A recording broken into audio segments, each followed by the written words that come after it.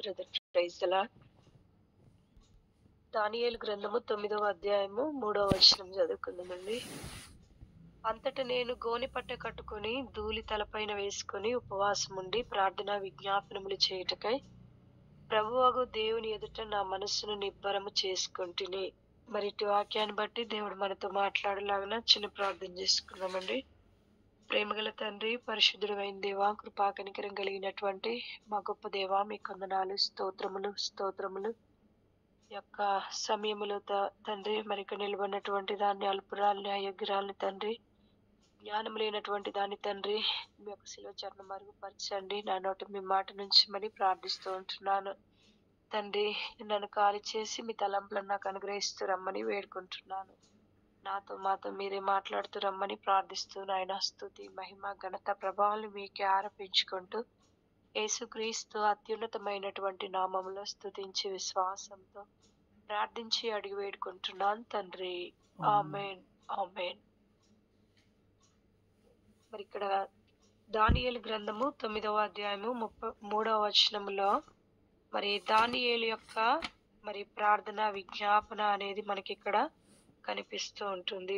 మరి విజ్ఞాపన అంటే మరి ఎవరైతే ప్రార్థన యొక్క అవసరత కంపల్సరీగా కలిగి ఉంటారో మరి వారి విషయమై ఇతరులు చేసేటటువంటి దాన్ని మనం ఏమంటామంటే మరి విజ్ఞాపనము అని అంటాం. ఎవరైతే వారి యొక్క జీవితాల్లో తప్పనిసరిగా దేవుని యొక్క జోక్యం అనేది అవసరం కలిగి ఉంటారో వారి పక్షంగా మరొకరు చేసేటటువంటి మరి పవిత్రమైనటువంటి విశ్వాస సహితమైనటువంటి పట్టుదలతో కూడినటువంటి మరి ప్రార్థనే ఏంటంటే విజ్ఞాపనగా మనము చెప్పవచ్చు. మరి దానియేలు అయితే మరి ఎంతగానో మరి ప్రార్థన చేస్తూ ఉన్నాడు. ఉపవాసం ఉండి మరి ప్రార్థన విజ్ఞాపనములు చేయుటకై మరి ప్రభువగు దేవుని ఎదుట తన మనసును ఏం చేసుకున్నాడంటే నిబ్బరం చేసుకున్నాడు. మరి తన యొక్క పాపములను, తన యొక్క ప్రజల యొక్క పాపములను ఎంతగానో దేవుని సన్నిధిలో ఒప్పుకొని మరి యెరూషలేము యొక్క పునరుద్ధరణ కోసము తను ఎంతగానో ప్రార్థిస్తున్నట్లుగా మనం ఇక్కడ చెప్పవచ్చు అన్నమాట. మరి ప్రభు అయినటువంటి యేసుక్రీస్తు మరి ఈ లోకంలో మరి మనకు ఎంతగానో మాదిరికరంగా అనేక రకాలైనటువంటి ప్రార్థనలను మనకు మాదిరికరంగా ఉంచున్నాడు.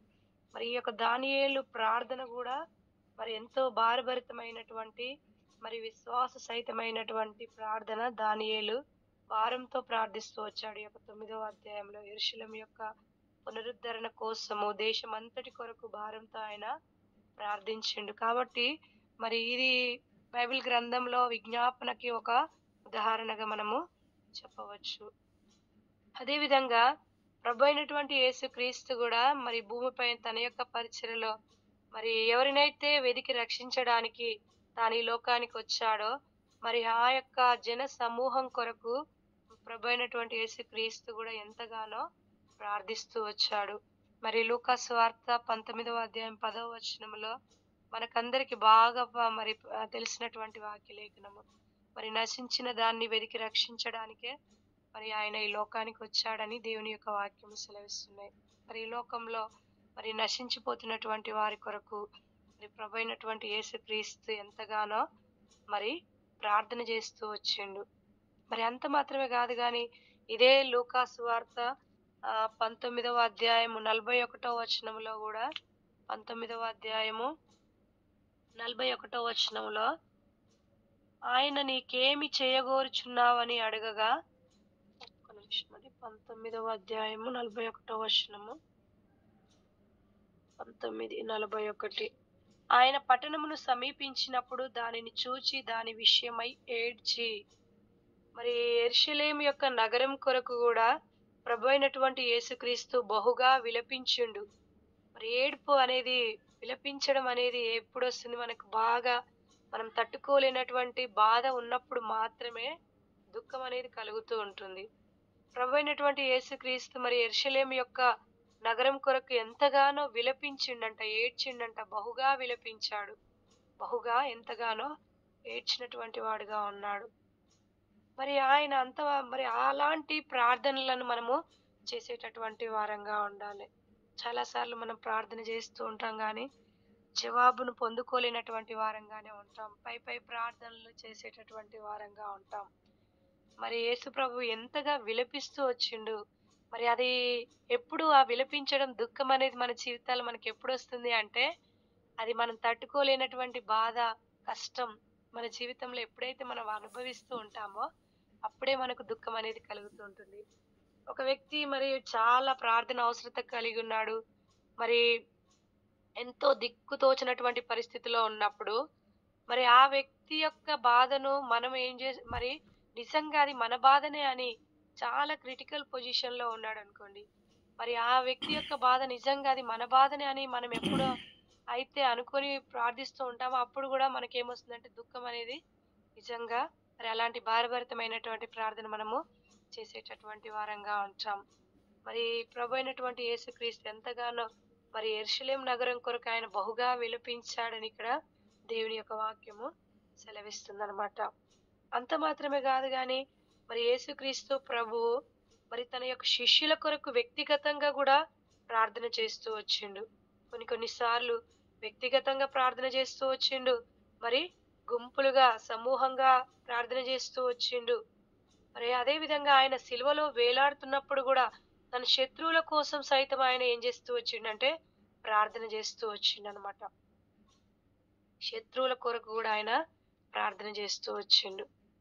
నిజంగా మనమైతే ఏం చేస్తూ ఉంటాం చాలా సార్లు మనకి ఎవరైతే మనకు మరి మరి ఆహ్, బాగా మరి తెలిసినటువంటి వ్యక్తులో మనకు పరిచితమైనటువంటి వ్యక్తులు లేదంటే మనకు బాగా ఇష్టమైనటువంటి వ్యక్తులు మనకు అట్లాంటి వారి గురించి మనం ప్రార్థన చేస్తాం. కానీ మరి యేసు ప్రభు మాత్రము శత్రువుల కొరకు గూడా ఆయన ఎంతగానో ప్రార్థన చేస్తూ వచ్చిండు.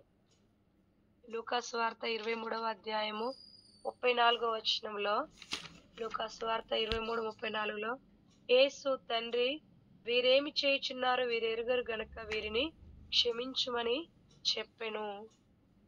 మరి ఆ యొక్క మరి యేసు ప్రభు యొక్క ప్రార్థన తండ్రి వీరేమి తనని ఎవరైతే మరి ఆ యొక్క సిలువకు అప్పగిస్తున్నారో మరి వాళ్ళను గురించి ఎంతగానో వీరేం చేస్తున్నారు వీరెరుగరు గనక వీరిని క్షమించుమని ఎంతగానో ప్రార్థన చేస్తూ వచ్చిండనమాట.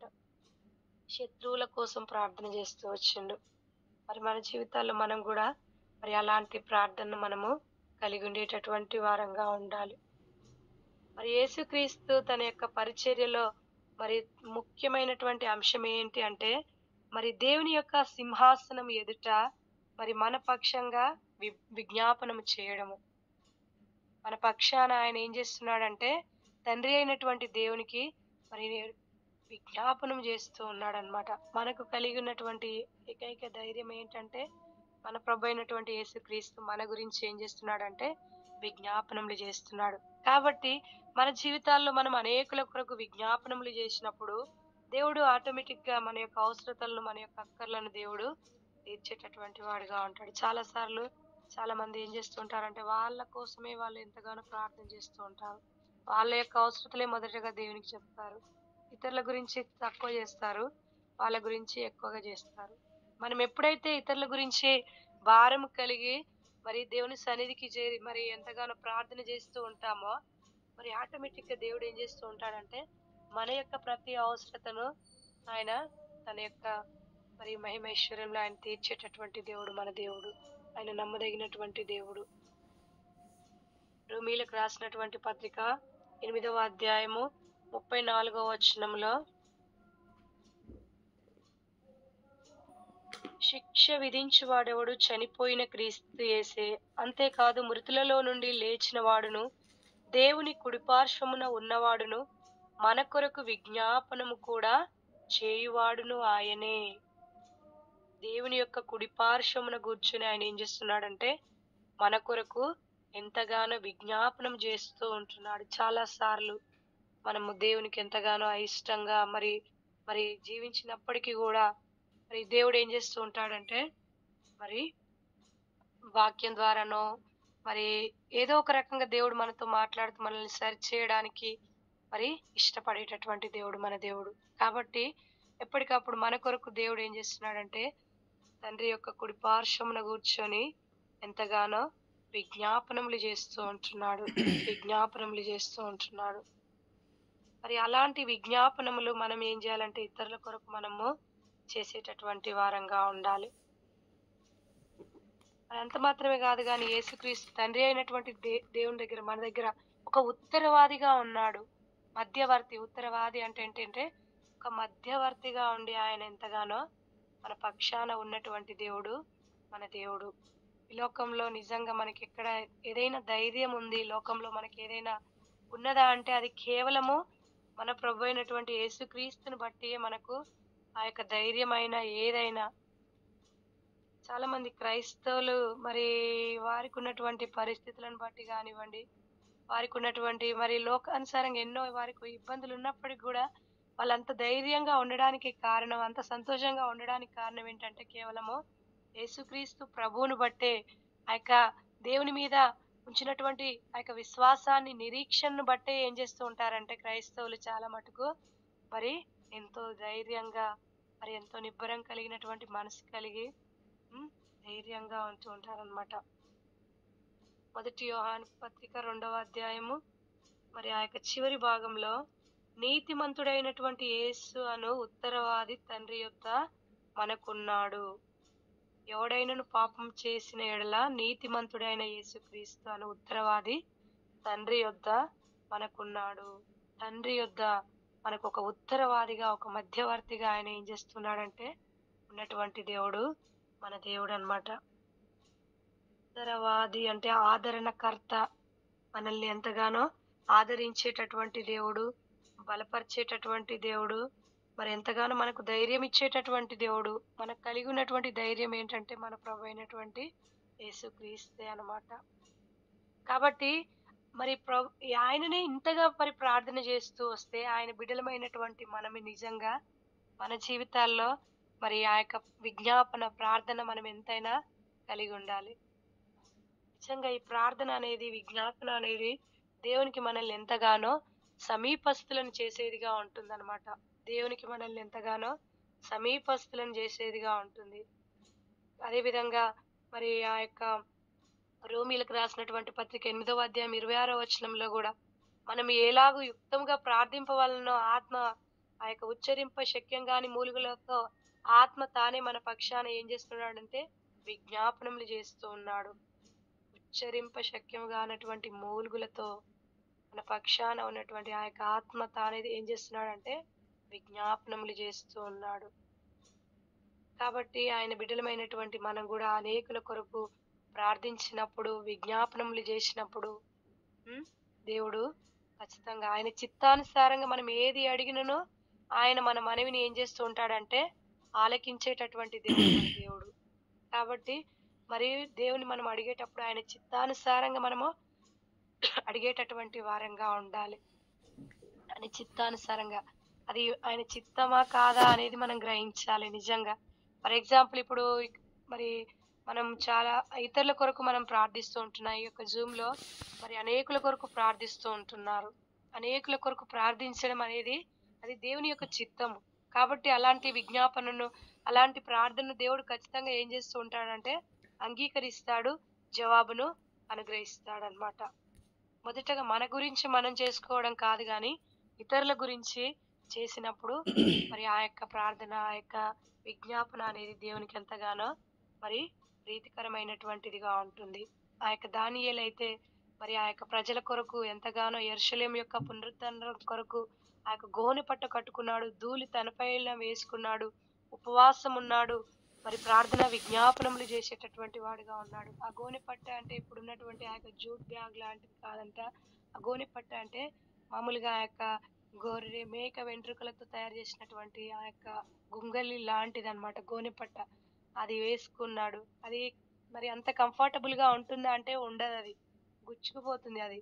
మరి అలాంటి గోనె పట్ట కట్టుకొని మరి తల మీద ఏం వేసుకున్నాడంటే ధూళి వేసుకున్నాడు. ఈ ధూళి అనేది బూడిదకు సూచనగా ఉంటుంది.